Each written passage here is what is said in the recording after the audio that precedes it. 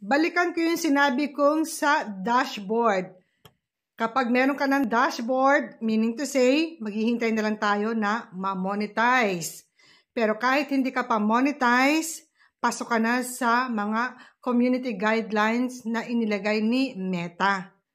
So, meron tayong isang friend dito sa social media. Kasi send lang niya sa akin na napalo siya agad. December 1st. Ito guys, ito ang kanyang naging palo kay Meta. Nabigyan agad siya ng warning or ng violation dahil sa kanyang comment. Yes, nag-comment siya dahil dito sa mga nagaganap na mga artistang nagkakahiwalay. Siguro, attached siya sa couple na yon.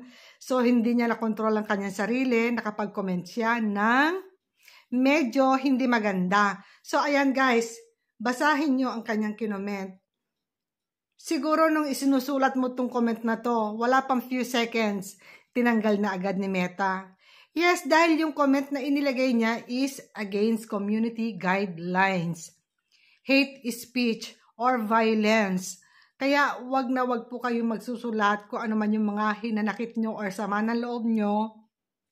Especially, meron ka ng dashboard. Kahit hindi ka pa monetize, meron ka ng dashboard, so ingatan mo yan para hindi ka mapalo ni Meta. Baka hindi pa nga monetize, ma-demonetize na kung ipagpapatuloy mo ang paggagawa ng violations. So, ingat-ingat din tayo, guys. Huwag tayong magpapadala sa bugso ng damdamin at isusulat dito sa social media, especially doon sa may mga dashboard na. Ibig sabihin na may mga dashboard na pasok ka na sa social media ni Meta. Marami ka nang susundin mga guidelines. Especially para sa community. Para sa lahat.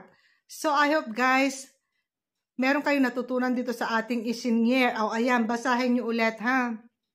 Kaya kung ako sa inyo dyan, wag na wag kayong magsusulat ng mga words na medyo may pagka-hate or may pagka-violence. Kasi alam nyo naman, it is really very, very against sa community guidelines ni Meta.